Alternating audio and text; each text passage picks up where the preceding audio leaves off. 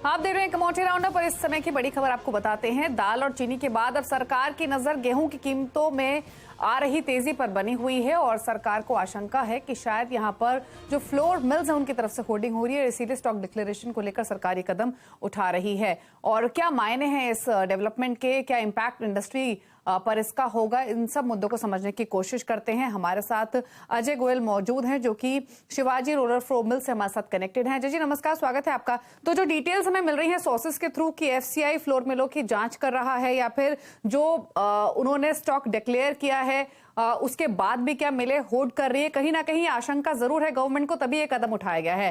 क्या कितनी पॉसिबिलिटी है कि फ्लोर मिल्स होल्डिंग कर रही हो, स्टॉक डिक्लेरेशन पूरा ना किया हो, क्या असर आप देखते हैं इस मूव का? नहीं, ऐसा है कि फ्लोर मिल्स कोई होर्डिंग नहीं कर रही। जो उनका लिमिट है 75% ऑफ इंस्टॉल्ड कैपेसिटी, उसी के बेसिस पे रख रही है। लेकिन जो एलिजिबिलिटी क्राइटेरिया है एफसीआई का to participate in the tender bid, क्योंकि इस टेंडर बिड का जो है खास मकसद है वो है कीमतों को जो है लगाम में रखने का। इसके लिए ओनली एक्चुअल यूजर्स पार्टिसिपेट कर सकते हैं। तो उसमें काफी सारी जो है वेरिफिकेशन एफसीआई करता है आपको एलिजिबल करने के लिए टेंडर में। और उसमें से एक एलिजिबिलिटी क्राइटेरिया ये है कि आपको एवरी वीक जो स्टॉक डिक्लेरेशन है गवर्नमेंट की वेबसाइट पे, उसे पूरी तरह से जो है अपडेट करता रहना चाहिए। तो क्योंकि कई क्या नाम है डिक्लेरेशंस मिल्स दे रही हैं एफसीआई को, जिसमें से एक स्टॉक डिक्लेरेशन उन्होंने सही टाइम पे किया है और सही किया है, वो डिक्लेरेशन है। तो एफसीआई केवल जांच कर रही है कि आपने स्टॉक डिक्लेरेशन किया है और उसको क्रॉस वेरीफाई करती है कि आपके स्टॉक से वो मिलता जुलता है कि नहीं। ऐसा कोई खास बात नहीं है। ओके अजय जी, एक और कंसर्न जो गेहूं के बाजार में है वो ये कि जो खरीफ है उसका तो चलिए हो गया, लेकिन रबी की तरफ भी यहाँ पर अर्ली विड्रॉल की बातें हो रही हैं। बारिश यहाँ पर सितंबर में कम रहने की भी उम्मीद है, तो आगे रबी के ऊपर भी कंसर्न्स रह सकती हैं। क्या वो सेंटिमेंट भी एज ऑफ नाउ प्राइसेस में प्ले कर रहा है? देखिए, मेन सेंटिमेंट जो प्ले कर रहा है वो है कि शॉर्टेज है बाजारों में, सबसे बड़ी ये है। अब आगे आने वाले 6 महीने में जो है गवर्नमेंट क्या एमएसपी रखती है, किस तरह की सोइंग होती है, वो सारा फैक्टर्ड इन है कि जो है क्रॉप इसी साइज की होने वाली है लगभग, क्योंकि जो रेंज है वो वेल डिस्पर्स नहीं है और हर इलाके पे जितनी बारिश चाहिए उतनी है नहीं। तो सॉइल मॉइस्चर को लेके कंसर्न्स भी है। कुछ ऐसे भी व्यूज आ रहे हैं बाजारों में कि जो है शायद कुछ अर्ली सोइंग भी हो कुछ इलाके में, अगर गवर्नमेंट अच्छा एमएसपी डिक्लेयर करती है। तो ये सारे कंसर्न्स बाजारों में बने रहेंगे, ऐसी कोई अलग बात नहीं है। राइट नाउ जो मार्केट की अवेलेबिलिटी है, सबसे बड़ा कंसर्न वो है। एफसीआई एक तरफ तो ऑफ कोर्स यहाँ पर स्टॉक चेक करने की बात कर रही है, दूसरी तरफ आप यहाँ पर ओपन मार्केट सेल्स किस तरह से देखते हैं? सब लोग ये उम्मीद लगाए बैठे कि अगले महीने से 200-300 टन कर देगी एफसीआई, जो आज की तारीख में 100 टन का लिमिट है। तो उसी उम्मीद पे बैठे कि जैसे ओपन मार्केट अगले महीने के टेंडर्स खुलेंगे और फेस्टिव सीजन भी स्टार्ट होएगा। हालांकि ऑलरेडी नेक्स्ट वीक से जो है गणेश चतुर्थी वगैरह स्टार्ट हो गया है, ना हो जाएगा। तो लोगों को उम्मीद है कि एफसीआई जो है अपना क्वांटम बढ़ा देगी। ऑफ कोर्स हर हफ्ते यहाँ पर अजय जी, हर हफ्ते नहीं तो हफ्ते में 2 बार कम से कम हम ऐसी कमोडिटीज के बारे में देखते हैं जहां पर सरकार नए मेजर्स ले रही है और क्लैम्प डाउन कर रही है, स्टॉक्स मंगवा रही है। हमने चीनी में तो ये भी आते हुए देखा है कि उन्होंने नंबर्स, नेम्स, जीएसटी नेम सब कुछ यहाँ पर मंगवाया है। तो जो एफसीआई फिलहाल यहाँ पर कर रही है, क्या वो नॉर्मल नॉर्म्स हैं कि आपको लगता है कि यहाँ पर सख्ती और आ सकती है? देखिए, जब भी एसेंशियल कमोडिटीज एक्ट जैसा एक्ट लागू किया, हालांकि इस समय ऐसी बात नहीं है, लेकिन स्टॉक लिमिट है तो सरकार केवल क्रॉस वेरिफिकेशन कर रही है और वो हमेशा करती आई है। कभी भी कोई रिटर्न्स फाइल करते हैं स्टॉक होल्डिंग के ऐसे सिचुएशंस में, तो सरकार उसे कई बार क्रॉस वेरीफाई करती है। अच्छा अजय जी, हालांकि प्राइसेस को लेकर कमेंट करना मुश्किल होता है, लेकिन जिस तरीके के प्राइसेस वीट के रहे हैं, 10% प्राइसेस हमने विद इन अ मंथ बढ़ते हुए देखे। और जैसे आपने खुद कहा कि फेस्टिव सीजन आएगा, डिमांड यहां से काफी इंप्रूव होने की एक्सपेक्टेशंस है, स्पेशली सितंबर से नवंबर के बीच में। क्या आउटलुक रहेगा यहां से प्राइसेस पर? कितना और सर्ज हो सकते हैं, क्या व्यू है? ये सब कुछ गवर्नमेंट एक्शन पे डिपेंडेंट रहेगा। अगर गवर्नमेंट जो है प्रोएक्टिवली कुछ नहीं करता है इस मामले में, तो ये फिर फ्री फॉर ऑल मार्केट बन जाएगा कुछ दिनों में। ऑल राइट, ऑफ कोर्स यहाँ पर काफी इफ्स एंड बट्स हैं अजय जी, लेकिन आपकी क्या उम्मीद है आगे किस तरह की अवेलेबिलिटी है? सरकार जैसे आपने कहा 200-300 टन उन्हें लाना पड़ेगा, एज ऑफ नाउ हमने वो आता हुआ नहीं देखा, तो किस तरह से industry as of now festival season के लिए तैयार कर रही है? मुझे पूरी उम्मीद है कि सरकार जो है रिस्पॉन्ड करेगी, पॉजिटिवली रिस्पॉन्ड करेगी और एलोकेशन बढ़ाएगी, क्योंकि सरकार की नजर जो है गेहूं की कीमतों पे बनी हुई है और वो डेली पीरियोडिकली जो है उस चीज को मॉनिटर कर रही है। उनको जो है सारी खबर है कि बाजार में अवेलेबिलिटी पुअर है और डिमांड जो है थोड़ी धीरे धीरे बढ़ रही है। तो मुझे पूरा उम्मीद है कि जो है सरकार हफ्ते में जो है 200-300 टन का जो है एलोकेशन कर देगी। ओके, चलिए शुक्रिया अजय जी आने के लिए शो में और अपने व्यूज देने के लिए। तो 200-300 टन का एलोकेशन सरकार की तरफ से और हो सकता है ओएमएसएस के थ्रू, और गवर्नमेंट एक्शंस पर ही डिपेंड करेगा कि प्राइसेस का ट्रेंड कैसे रह सकता है, लेकिन डिमांड यहाँ से स्ट्रांग रहेगी, ये क्लियरली यहाँ पर अजय जी बताते हुए। लेकिन आगे बढ़ेंगे और अब कुछ कमोडिटीज की ओर रुख कर लेती हूँ। और सबसे पहले बात कर लेते हैं कच्चे तेल की, जहां पर हमने लगातार स्ट्रेंथ बनते हुए देखी है। सप्लाई टाइटनेस की स्पेकुलेशंस के बीच में प्राइसेस सर्ज हुए हैं इंटरनेशनल मार्केट्स में। अभी भी $93 के आसपास ब्रेंट ट्रेड कर रहा है, और प्लस यूएस के इन्फ्लेशन डेटा भी अब हमारे सामने है, डॉलर इंडेक्स का रिएक्शन भी। रविंद्र राव भी हमारे साथ मौजूद है, अजय केडिया भी है। रविंद्र, पहले तो आप बताइए आप कैसे रीड करते हैं यूएस इन्फ्लेशन नंबर्स को, अब अपकमिंग पॉलिसी मीट को लेकर क्या व्यू आपका रहेगा, और साथ ही कच्चे तेल पर आपकी राय? दीपाली, अब मेरे हिसाब से जो सितंबर 20 का मीटिंग है उसमें तो एक्सपेक्टेशन यही है कि हाइक नहीं होगा। इन्फ्लेशन का जो डेटा था वो मोर और लेस एक्सपेक्टेड के हिसाब से ही आया है। सिर्फ एक वरी ये है कि जो कोर इन्फ्लेशन है वो हल्का सा बढ़ के आया है एज कम्पेयर टू एक्सपेक्टेशन। तो वो कहीं ना कहीं डॉलर को सपोर्ट किए हुए है, यील्ड्स को सपोर्ट किए हुए है, और मेरे हिसाब से प्रेशियस मेटल्स में हमने थोड़ा सा प्रेशर देखा है कल के सेशन के बाद। लेकिन सितंबर में, इससे सितंबर के मीटिंग में कोई चेंजेस नहीं होने वाला है। They are not going to hike the rates, but possibility ये है कि जो नवंबर दिसंबर में मीटिंग होगी उसमें एक पॉसिबिलिटी आ जाती है कि they might go for a hike, but उसके वो भी मेरे हिसाब से जो आगे आने वाले डेटा से उसके ऊपर डिपेंडेंट रहेंगे, क्योंकि हमें उसके बाद और सितंबर के मीटिंग के बाद और दो लेबर डेटा आएंगे और इन्फ्लेशन डेटा भी आएंगे। तो मेरे हिसाब से it will B data sensitive, तो डेटा जैसे आएगा वैसे जो प्रोबेबिलिटी है of November December rate hike that will change. और अगर प्राइसेस की बात करें इन टर्म्स ऑफ क्रूड में मेरे हिसाब से जो सप्लाई टाइटनेस है, जैसे आपने राइटली कहा, उसकी वजह से प्राइसेस में एक उछाल आया है। टेक्निकली हमने ये पिछले वीक में भी कहा था कि it might approach towards $90 in case of WTI, क्योंकि एक क्लियर ब्रेकआउट था अबाउ $85, तो ये पहले इंडिकेशन आया था। लेकिन उसके बाद हमने देखा कि IEA और ओपेक ने भी ये कहा है कि जो सेकेंड हाफ है उसमें there might be supply tightness, और सऊदी और रशिया ने ऑलरेडी जो अपना एक्सटेंशन है वो दिसंबर तक किया है। तो मेरे हिसाब से वो उसकी वजह से ही प्राइसेस में हमने एक उछाल देखा है। लेकिन जो कल का इन्वेंट्री डेटा है वो थोड़ा सरप्राइज था, क्योंकि सारे ही product inventories as well as crude inventory में हमने एक बढ़त देखी है, जिसकी वजह से प्राइस में थोड़ा सा प्रेशर दिखा था। लेकिन आज फिर से प्राइसेस ऊपर है, तो मेरे हिसाब से $90.5 का एक पॉसिबिलिटी अभी भी है। हालांकि काफी क्लोज आ चुका है प्राइसेस, बट मेरे हिसाब से 90.50 एक बार टेस्ट कर सकता है WTI। इसलिए मुझे लगता है कि इसमें और थोड़ा सा अपसाइड बाकी है। अगर इंडियन मार्केट्स की बात करें तो 7,470 तक आ सकता है। अगर ऑप्शन प्ले की बात करें तो मेरे हिसाब से 7,300 का कॉल जो है वो ले सकते हैं, जो कि अराउंड 124 के आसपास चल रहा है। अपसाइड हमें लगता है 170 175 तक आ सकता है, और स्टॉप लॉस इसमें हम अराउंड 95 का मेंटेन कर सकते हैं। Okay Ajay, natural gas prices कैसे देखते हैं आप? क्योंकि हमने हीटिंग ऑयल में तो यहाँ पर बढ़त आते हुए देखी, कुछ बहुत सपोर्ट पिछले कुछ दिनों में नेचुरल गैस में भी रहा है। बिल्कुल मनीषा जी, अगर हम नेचुरल गैस की बात करें तो एक सीमित दायरा मार्केट ट्रेड करता हुआ दिखाई दे रहा है। कल भी हमने जंप जरूर देखा था, बट 230 के ऊपर प्राइसेस बिल्कुल सस्टेन नहीं कर पा रहा है। तो टाइमिंग मुझे लगता है कि ये हफ्ते के जो वेदर रिपोर्ट्स आ रही है वो कहीं ना कहीं माइल्डर वेदर बताया जा रहा है, जिसके चलते आई डोंट थिंक प्राइसेस 230-32 का जो लेवल है वो इतनी जल्दी तोड़ पाएगा। वहीं बीच में हमने जो जंप देखा था ऑस्ट्रेलिया, एक LNG फैसिलिटी में हमने कुछ कंसर्न्स बनते हुए देखे थे, सप्लाई को लेकर स्ट्राइक हुई थी, जिसके चलते प्राइसेस में गेन आया था। तो टाइमिंग मुझे लगता है मार्केट 220-230 के रेंज में रहेगा। एक्स्ट्रा ऑर्डिनरी जो फायरवर्क्स की जो एक्सपेक्टेशन थी वो अभी आते हुआ नहीं दिखाई दे रहा है। तो एक दायरा रहेगा जिसके लिए मुझे लगता है ऑप्शन में एक अच्छी अपॉर्चुनिटीज है ऐसे टाइम पे। तो 220 के कॉल को बाय करके चलिए, यहाँ पे 10 रुपए में हम लेके चल सकते हैं। 5 के स्टॉप लॉस है, 18 से 20 तक के जंप हम देख पाएंगे। तो टाइमिंग मार्केट एक सीमित दायरे में ट्रेड करता हुआ दिखेगा। ओके, तो ये तो बात हुई एनर्जी पैक की। अब बात कर लेते हैं बुलियंस की, जहां पर सोने चांदी में नरमी देखने को मिल रही है। घरेलू बाजार में भी, इंटरनेशनल मार्केट्स में भी डॉलर की मजबूती की वजह से प्राइसेस थोड़े से सॉफ्ट हुए हैं, लेकिन फेड की तरफ से जो रेट हाइक पॉज की जो एक्सपेक्टेशंस है वो शायद प्राइसेस को सपोर्ट लैंड करते हुए दिखाई दें। रविंद्र, क्या व्यू है आपका इन लेवल से, गोल्ड सिल्वर दोनों पर?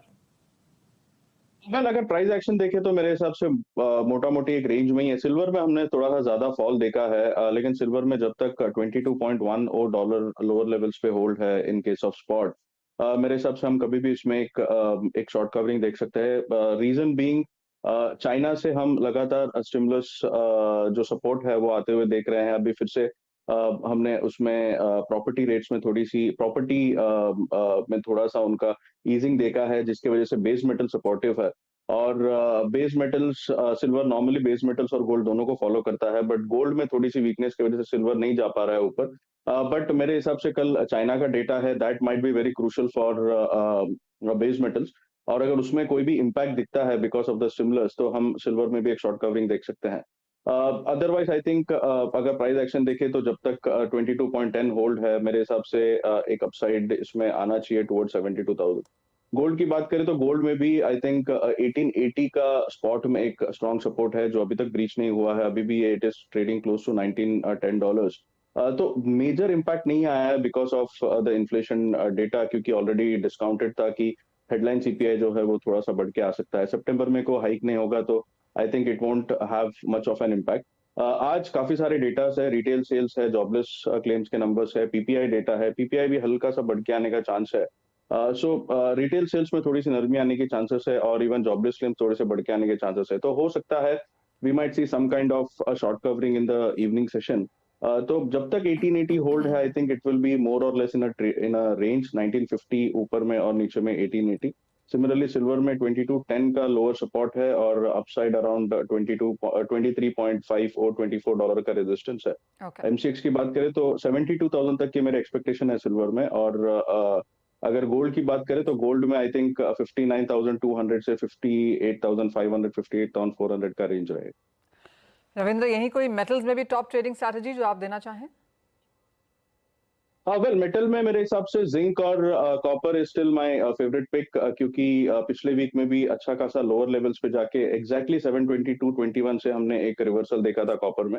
मुझे लगता है कि कॉपर में अभी भी चांसेस है कि 740 742 तक के प्राइजेस आ सकते हैं। तो I think 728 726 would be a good buying opportunity. Zinc में भी आई थिंक 226 से 228 तक के लेवल्स हम देख सकते हैं। तो जिंक में अराउंड 222 221 का बाइंग जोन होना चाहिए।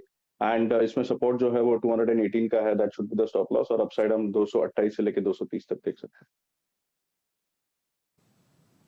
ओके, चलिए ये रही आपके लिए स्ट्रैटेजीज बुलियन पैक से, एनर्जी पैक से और साथ ही बेस मेटल पैक से। शुक्रिया रविंद्र आपका शो में आने के लिए। एक ब्रेक के लिए रुके हैं, जेकेडी हमारे साथ बने हुए हैं। ब्रेक के उस पर फोकस करेंगे एग्री कमोडिटीज। वीवी मेहता है। मिस्टर मेहता, हम आपका रिपोर्ट पढ़ रहे थे सी का, जहां पर अच्छी खासी इंपोर्ट नंबर्स अगस्त के महीने में फिर से देखने को मिली हैं।